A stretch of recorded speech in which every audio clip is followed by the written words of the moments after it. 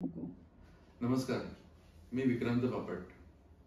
महाराष्ट्रामधील गणपतीच्या मंदिरामुळे प्रसिद्ध असलेलं टिटवाळा हे माझं गाव, हे माझं जन्मगाव.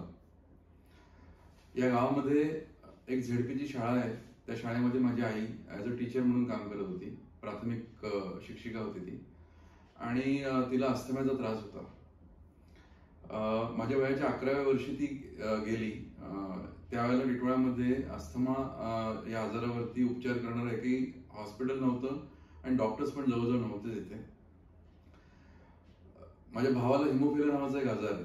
हा एक रक्ताचा आजार असतो आणि याच्याकरता जी काही इंजेक्शन्स वगैरे जी लागतात ती अत्यंत महागडी अशी इंजेक्शन्स असतात. लहानपणापासून त्याला KM हॉस्पिटलमध्ये उपचारासाठी बऱ्याच वेळेला नेलं गेलं. माझी आई गेल्यानंतर माझ्या वडिलांना जॉब करता आला नाही, कारण की नेहमी KM हॉस्पिटलमध्ये तो ॲडमिट असायचा आणि 15-15 दिवस ॲडमिट असायचा. तर अशा वेळेला त्यांना जॉब करणं शक्य झालं नाही. त्याच्यामुळे आमचं लहानपण खूप हालाकीमध्ये गेलं.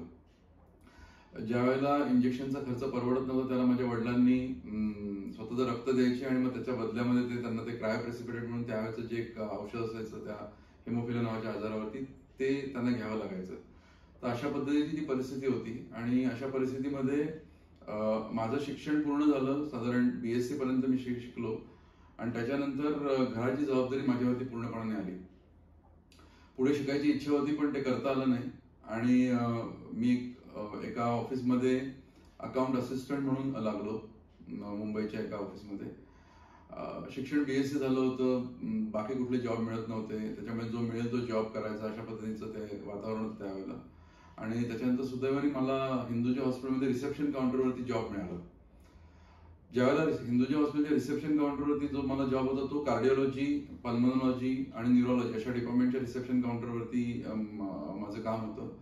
आणि त्यावेळेला मला कार्डिओलॉजीच्या डिपार्टमेंटमध्ये कॅथलॅबशी संबंध आला, जिथे हार्टच्या संबंधित प्रत्येक गोष्ट केली जाते. म्हणजे अँजिओग्राफी असेल, अँजिओप्लास्टी असेल, त्याच्यानंतर बायपास सर्जरी करणारे मोठे मोठे डॉक्टर जसे की डॉक्टर मांडके हे पण त्या हॉस्पिटलमध्ये, हिंदूजा हॉस्पिटलमध्ये त्यावेळेला मला भेटले. या सर्व लोकांची माझी ओळख झाली. हिंदूजातल्या बऱ्याच कन्सल्टंटची माझी ओळख झाली. हिंदूजा हॉस्पिटलची एक सिस्टीम मला समजली की हेल्थकेअर सिस्टीम कशा पद्धतीने काम करते. आई लहानपणी गेली होती ज्यावेळेला टिटवाळ्यामध्ये कुठलेच फॅसिलिटी नव्हत्या. माझ्या भावाकरता एवढं संघर्ष आम्हाला करायला लागायचा प्रत्येकाला त्याच्या ट्रीटमेंट करता. आणि त्याच्यानंतर हिंदूजा हा जॉब बघितल्यानंतर मला कुठेतरी असं वाटलं की आपल्याला आपल्या गावाकरता काहीतरी केलं पाहिजे, की ज्या गावामध्ये आपला जन्म झाला, आपण लहानपणापासून वाढलो, तिथे एवढे सगळे म्हणजे माझ्या घरापासूनच त्या गोष्टीची सुरुवात होती. टिटवाळ्यामध्ये इतर पण बऱ्याच पेशंट्सना प्रॉब्लेम यायचा. हिंदूजामध्ये रिसेप्शनवरती असतानाच मी लोकांना मदत करायला सुरुवात केली. टिटवाळ्यामधले बरेचसे लोक हिंदूजामध्ये आले आणि त्यांची सगळ्या प्रकारची ट्रीटमेंट झाली. त्यातले जे लोक गरीब होते, ज्यांना पैसे पण परवडत नव्हते, अशा लोकांना सुद्धा हिंदूजा हॉस्पिटलने मदत केली. ज्यावेळेला ही सगळी गोष्ट बघितली त्यावेळेला माझ्या लक्षात आलं की ही अशी काहीतरी फॅसिलिटी आहे महाराष्ट्रातल्या ग्रामीण भागापर्यंत पण पोहोचली पाहिजे. ज्यावेळेला मनामध्ये आलं त्यावेळेला मी माझ्या मित्रांना सगळ्यांना कन्व्हिन्स केलं आणि आम्ही एक क्रिएटिव्ह ग्रुप नावाची एक चॅरिटेबल ट्रस्ट फॉर्म केली आणि आम्ही असं ठरवलं की आपण हॉस्पिटलचं ध्येय ठेवून आपण पुढे वाटचाल करायची. म्हणून आम्ही एक छोटंसं पॉलिक्लिनिक सुरू केलं, जिथे कल्याणमधले वेगवेगळे स्पेशलिस्ट आम्ही इन्व्हाइट केले. त्याच्यानंतर आम्ही तिथे ECG, एक्सरे, पॅथॉलॉजी लॅब अशा सुविधा उपलब्ध केल्या, ज्या की टिटवाळ्यामध्ये उपलब्ध नव्हत्या किंवा अतिशय कमी प्रमाणामध्ये होत्या. तर ज्यावेळेला आमची क्रिएटिव्ह पॉलिक्लिनिकची वाटचाल सुरू झाली त्याला आमच्या लक्षात आलं की हे मॅनेज करायला आपल्याला पैसा लागणार, नवीन इक्विपमेंट कुठली घ्यायची झाली तर पैसा लागणार. तर आम्ही चॅरिटी शोज केले. आम्ही त्या चॅरिटी शोजमधून उभारण्यात आलेल्या जो काही फंड होता त्याच्यातनं आम्ही डेंटलचं मशीन म्हणा किंवा अशा पद्धतीची वेगवेगळी उपकरणं पण घेत गेलो. पण ह्या गोष्टी अपुऱ्या होत्या आणि कुठेतरी असं वाटत होतं की आपल्याला हॉस्पिटल हेच एक उद्देश होता आणि तीच अशी गोष्ट होती की जी लोकांना मदत करू शकेल.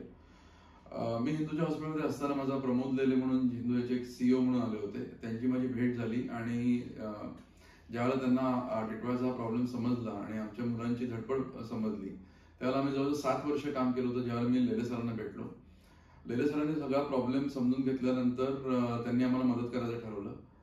त्याच वेळेला एक प्रमोद दलाल म्हणून टिटवाळ्यातलेच एक गृहस्थ होते जे डोंबिवलीला शिफ्ट झाले होते, पण त्यांची काही जागा टिटवाळ्यामध्ये होती ती त्यांनी आमच्या ग्रुपच्या कामावरती विश्वास ठेवून ती जागा आम्हाला डोनेट केली. हिंदूजा हॉस्पिटलने आम्हाला टेक्निकल गायडन्स केलं.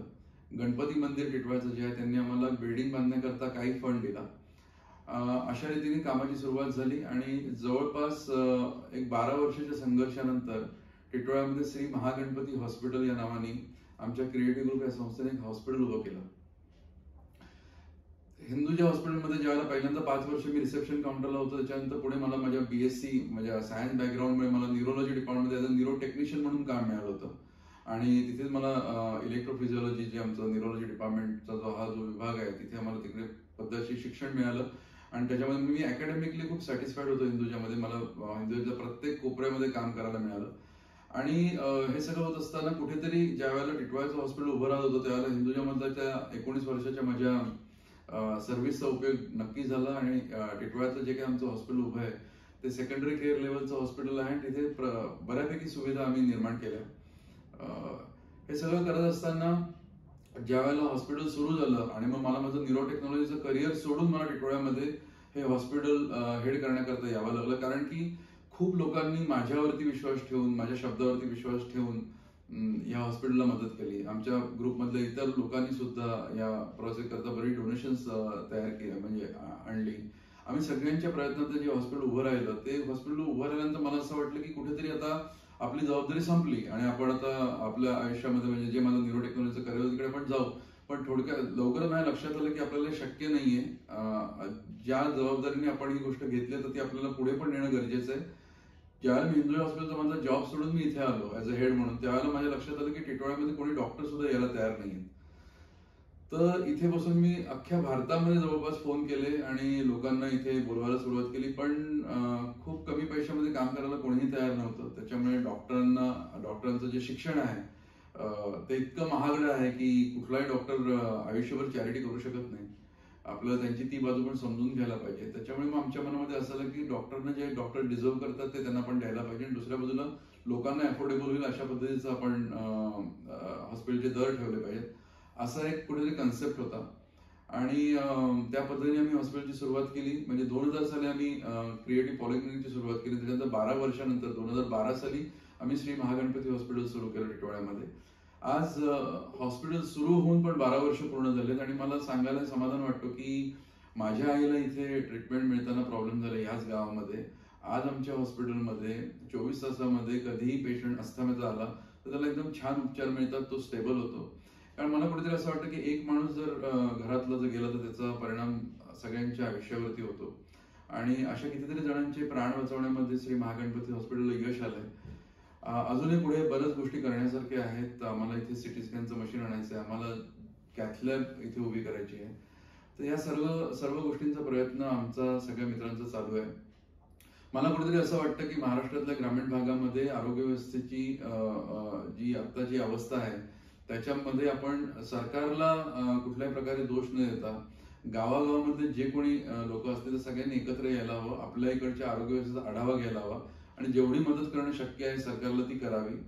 जसं हॉस्पिटल टिटवाळ्यामध्ये आम्ही मित्रांनी एकत्र येऊन उभं केलं तसं हॉस्पिटल उभं करण्याकरता म्हणून लोकांनी प्रयत्न केले पाहिजेत.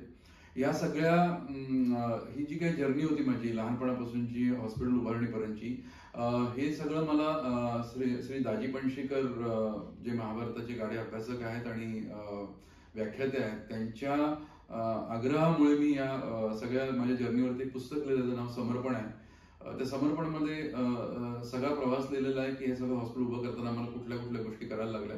मला कुठेतरी आता असं वाटतं की मी दाजींचं ऐकलं आणि ते पुस्तक लिहिलं चांगलं केलं. कारण की एखादं हॉस्पिटल उभं करायचं असेल ग्रामीण भागात तर काय पद्धतीने गोष्टी कराव्या लागतात हे समर्पण वाचल्यानंतर पण वाचकांच्या लक्षात नक्की येईल. तर मला असं कुठेतरी वाटतं की आज आपल्याला जे काही स्वातंत्र्य मिळालंय ते स्वातंत्र्य मिळवण्याकरता ज्यांनी त्याग केला, मग ते क्रांतिकारक असतील, ते सत्याग्रही असतील, तर आज त्यांनी आपल्या देशाकरता त्यांचे प्राण दिले, त्यांचं सगळं आयुष्य दिलं, सर्वस्व दिलं. मग आज आपण आपल्या देशाकरता काय करणार आहोत ही जाणीव मला कुठेतरी असं वाटतं की प्रत्येकाने ठेवली पाहिजे.